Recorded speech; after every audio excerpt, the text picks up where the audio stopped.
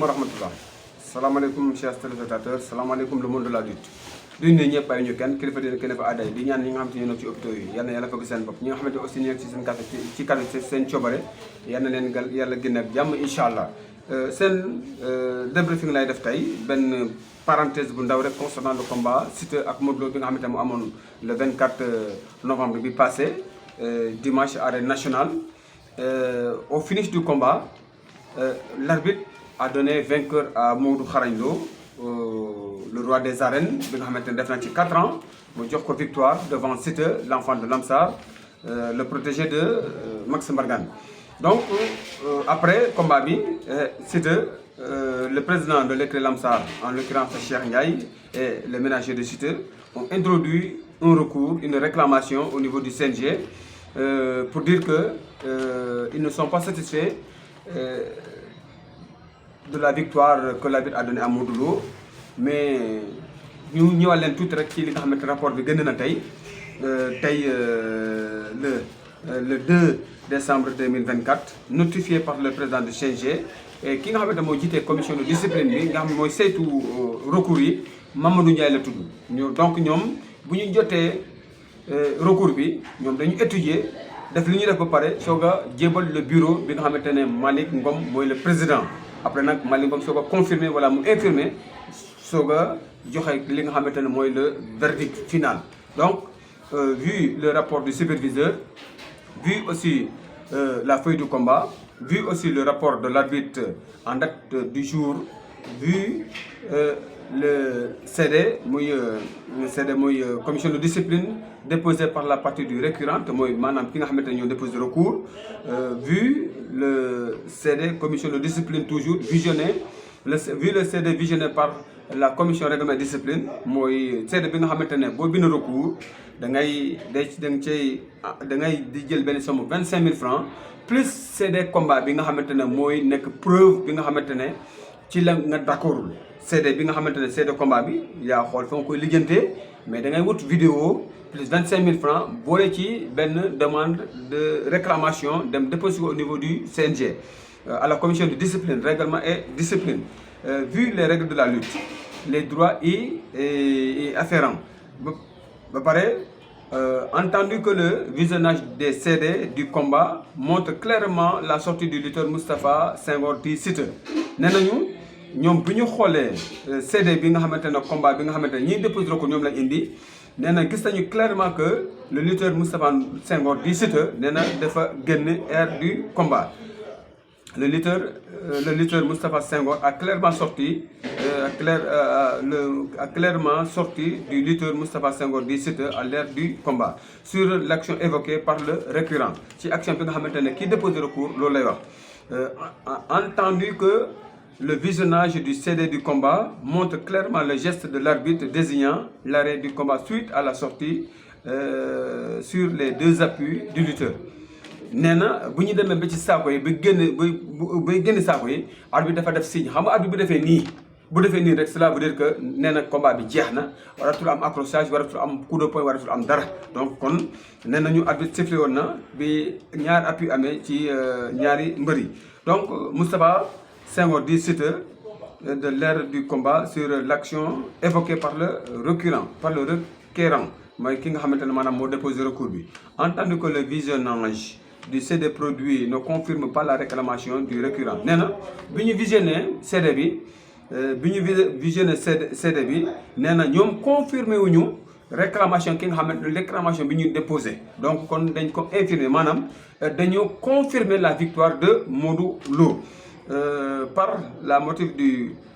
par ces motifs. La commission règlement et discipline confirme la décision de l'arbitre sur le terrain donc kon phrase bi mooy li nga mooy atte ñaari mbër yi. Par ces motifs le CRD maanaam commission règlement et discipline confirme la décision de l'arbitre sur le terrain maanaam tey ñi doon wax ne recours bi jàpp na ak jàppul recours bi jàppul arbitre CNG bi commission discipline règlement et discipline confirme na victoire bi nga xamante ne moom la arbitre joxoon sur le terrain donc kon toujours Modou Lo a gagné le combat royal donc toujours Modou Lo reste roi des arènes waaw Modou Lo reste roi des arènes plus rien n'était à l'ordre du jour, la séance était levée à 13h maanaam ñoom bi ñuy def réunion bi pour atelier séance bi ñu ngi jeexal 13h11 Mamadou Ndiaye moo nekk le président de la commission règlement discipline PV bi ñu ngi ko homologué le 2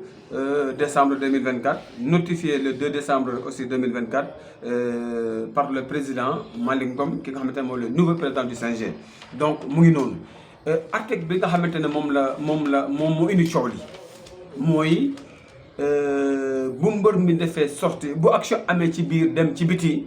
bu chute amee te fekk arbitre sifflewul loolu victoire la mais dafa am nag ñi ko gars yi di interpréter bugg a def ko le sens contraire boo déggee action bu jegee ci biir dem ci biti mais loolu dekkul ku ñu defal action mais kii def action moo tax ñu wax règlement boobu kii def action bu jegee ci biir dem ci biti kii def action bu daanee fekk arbitre sifflewul ci zone de délimitation bi ci zone de sécurité bi wala hors des sacs loolu dañ koy considérer comme une victoire parce que mbër mi moo def action ba pare daan nag te arbitre sifflewul hors des sacs donc loolu dañ koy considérer comme une chute mais nag le contraire mënul am yow mënoo génn saako yi ba pare nga xam ne boo génn te hors du combat mënoo nekk hors du combat nag ba pare bëgg a nekk un vainqueur du combat ça c'est impossible donc loolu il faut ngay def ci attention ñu ci bëri nag dañoo jum ci interprétation ci règlement bi foofu ñu bëri dañoo jum foofu mënoo nekk hors des sacs ba pare bëgg a gagner un combat c'est impossible waaw action bi day commencé ci biir jeexee ci biti mais kii def action moo tax ñu wax le règlement boobu kii def action loolu moo tax ñu wax te règlement bi dañuy wax ne xam nga ñu bëri dañuy ne article boobu loolu noonu ñu bëri dañuy wax ne bokkul nekkul ci règlement bi n'est pas sur les papiers même si c'est pas sur les papiers article 37 dafa ne action bu jógee ci biir dem ci biti kii def action bu daanee loolu dañ koy considérer comme une chute mais nag le contraire mënul am kii nekk ci biti mënul daan ki nekk ci biir parce que ki nekk ci biti déjà boo xasee génn sax te hors du combat mën nag hors du combat nag pour nga nekk un vainqueur du combat ça c'est impossible ba pare dañuy ne règlement bi lépp loo xamante ne war na ci nekk te nekkuñu si ñii nga xamante ñoo sax lamb ñoo koy saytu maanaam waa CNG ñëw quelques personnes ressources toog statué ci cas boobu lijjante cas boobu mais bu mu génn ci cadre lamb am na benn article bu ko wax mooy dernier article bi nga xamante ne mu am ci lu simple donc loolu c'est clair et net parce que tey lamb